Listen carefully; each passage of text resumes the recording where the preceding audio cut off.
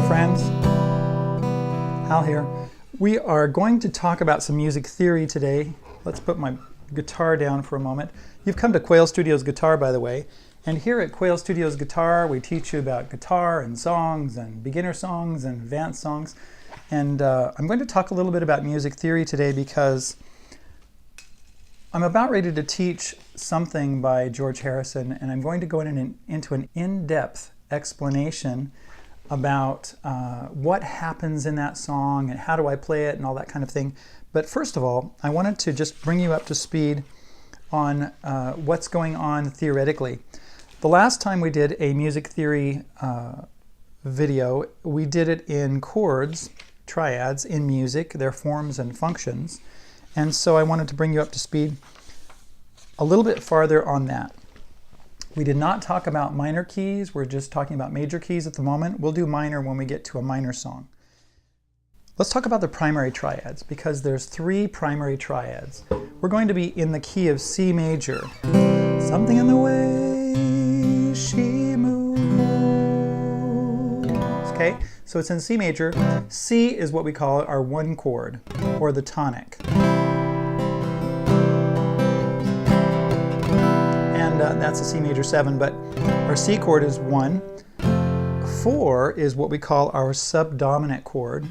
It is the fourth chord. It's built on F, and in that song I'm going to be playing a bar chord F. I could play this F here, and the other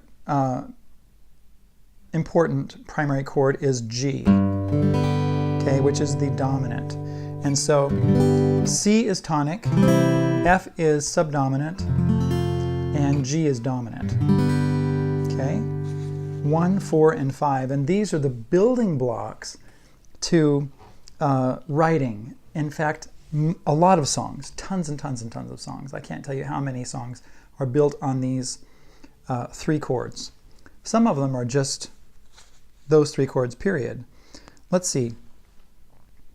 The tonic gives a feeling, or the one chord gives a feeling of repose. It just tells us, you know, I've come back home. It's like home base.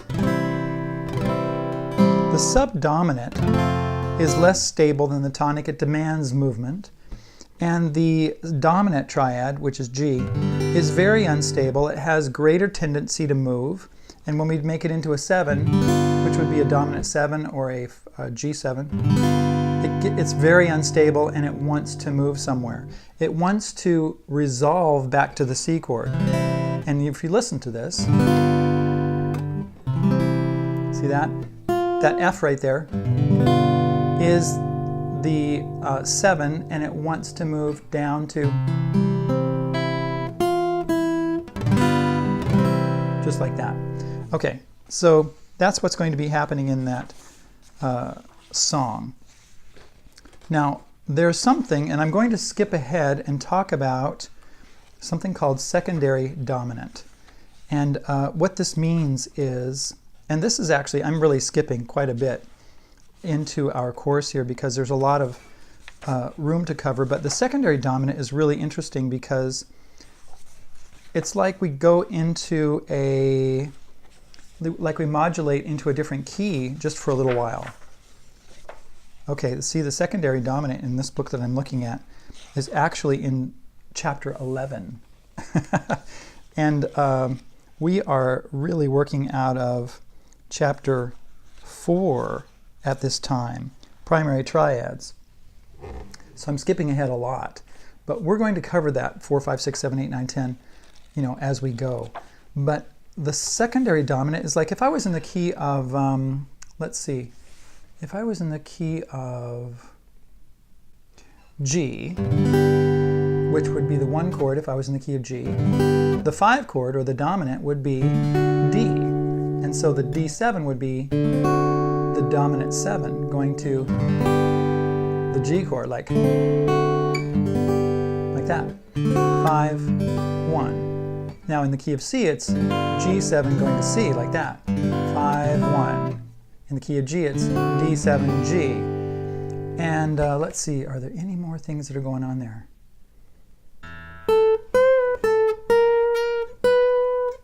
You know that little something in the way, right?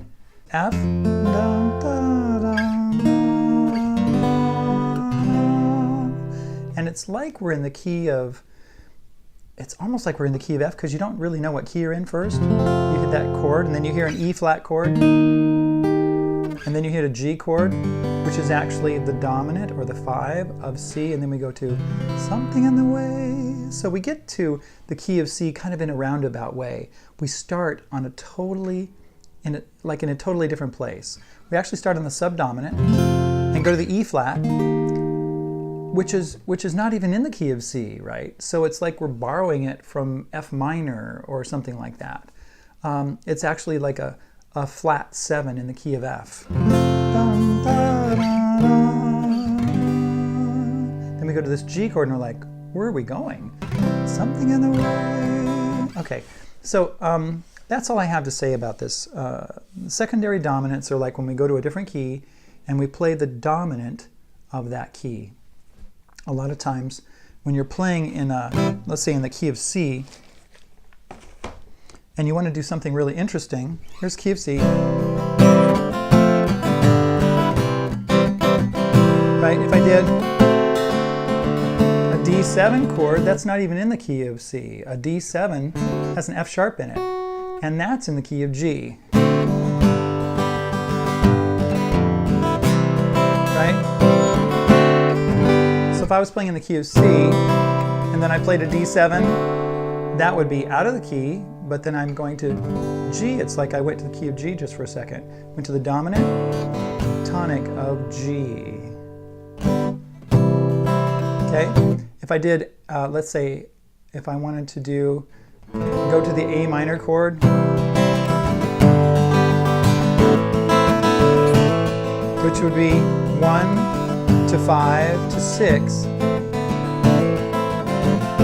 F would be 4. 6 would be A minor. Well, let's go to a different way to get to the 6, okay? C, watch this. E.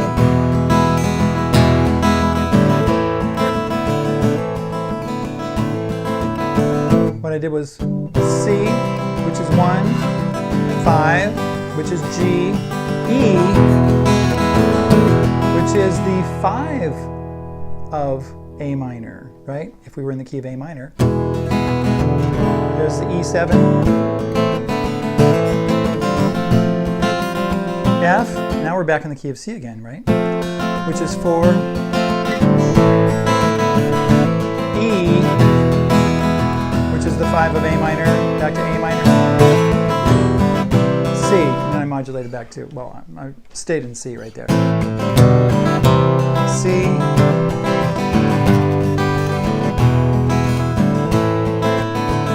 interesting, isn't it? So we can do that. That's called a secondary dominant, and we're going to learn about that in the song Something. Thank you for coming by. You can go to Patreon and contribute to us over there and get more things going on. Thank you for going though over there, and our patrons over there. I do have some students at Patreon. Check it out. Our link is in the description. Let's see, what else is going on? Well, this is a channel where you can learn about guitar and theory and beginning songs and advanced songs. So I'm going to shut this down and record Something by George Harrison. Talk to you later.